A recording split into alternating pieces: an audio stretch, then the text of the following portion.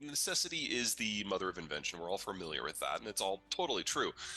But first, you have to have the necessity. So we've been living in this wonderful moment going back to roughly 1945 when everything has been available on a global scale at global economies of scale. And that is what allowed, for example, the Germans to import all this natural gas from the Russian space and then play around with the green transition, even though they're not a windy or a sunny country. They tend to they flat out lie about their statistics. They only get about 9% of their electricity from green tech. They get more from lignite than they do from coal, more from coal from everything else combined, that's remaining. Wow. They've spent a huge amount of money and they've tested the technology to the limits. And for the rest of us to benefit from that, that has been great. But it's just wildly inappropriate technology for where they live.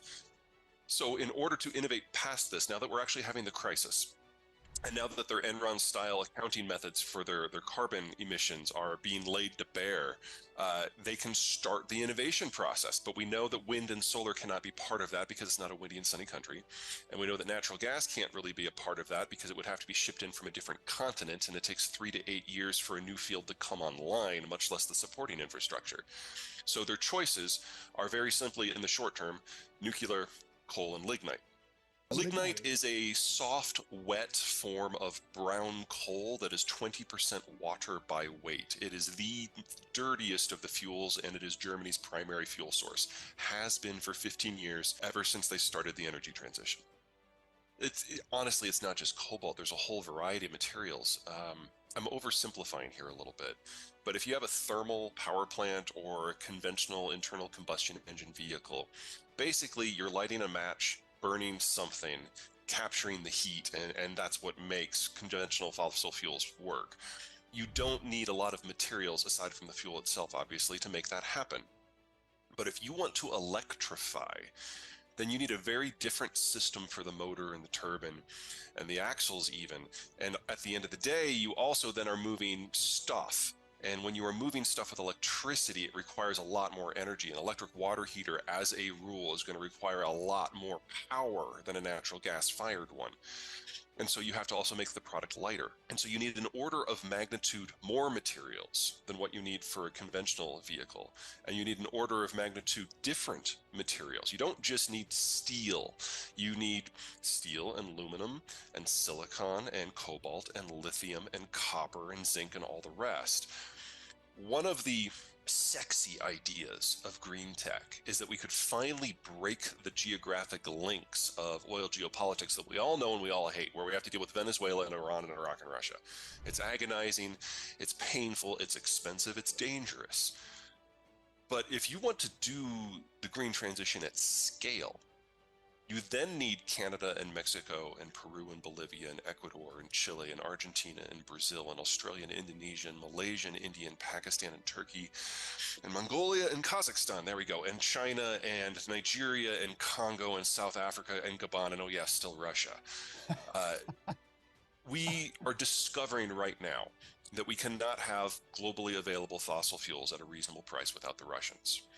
But there's That's no it. way in hell we can do the green transition without them, because they're a top 3 producer for most of the materials that we're going to need. And we're going to need 10 times what we have now. Yeah, if you really, really want to do the green transition with the technology we have today, then you have to love carbon and you have to love dictatorships. We are not going green with today's technology at scale. Now, there are specific geographies. I mean, the whole point of the book is that geography really does matter. Yes. And there are places today where the green transition at scale makes sense. Places where the solar intensity is high and reliable and the wind intensity is high and reliable. And if you are in those zones, then the technologies we have today can work. What we're seeing right now within the green community is this delightful conversation, primarily between the California Greens and the German Greens, because we have very similar policies in both places in terms of encouraging green tech to be put on the grid en masse. Now, the Germans have spent 3 times as much as the Californians have, but the Californians get 10 times as much electricity because the sun shines in California. Right. And so they're having this debate and this conversation. It's very quizzical about why in one place is it working broadly, because, it's still California, and why in the other place is it leading to complete deindustrialization. Well, and the answer is basic geography. They should have had this conversation 15 years ago. But now that we're coming up against this wall of absolute shortages in all the materials that are needed, the green community is coming to the belated conclusion that they're going to have to choose where to do this, where it will actually work. And if you put up solar panels and wind turbines in Germany as a rule, you're drastically increasing your carbon footprint. Whereas if you put them in California, you're actually doing what in theory is supposed to happen. Now, it's turning into a knife fight because the blind ideologues refuse to admit that basic geography maybe has a role in this conversation. But we're finally having that conversation. The Biden administration is in this weird spot because obviously politically they're trying to firm up the green position within the Democratic coalition because we're going through a political reshuffling in the United States. But the Biden administration also has two other advantages. Number one, countries like Germany have worked out a lot of the kinks in the technology, so it's much better than it was 20 years ago. So there's a low-hanging fruit argument. And then second, you've got the Great Plains in the United States. You've got the Southwest in the United States. You have some very good green tech zones. So you can apply this stuff at scale and have it actually make sense. Now, if you're putting up solar in New York, you're an idiot. Yeah. And luckily, there's not a lot of that going on. But the Northeast, as a rule, and this is a gross over-exaggeration, tends to set standards that can't be met in the United States for their fuels, and then they just import them. And since the stuff is produced somewhere else, it doesn't count against their carbon content. Doesn't nuclear solve all our problems?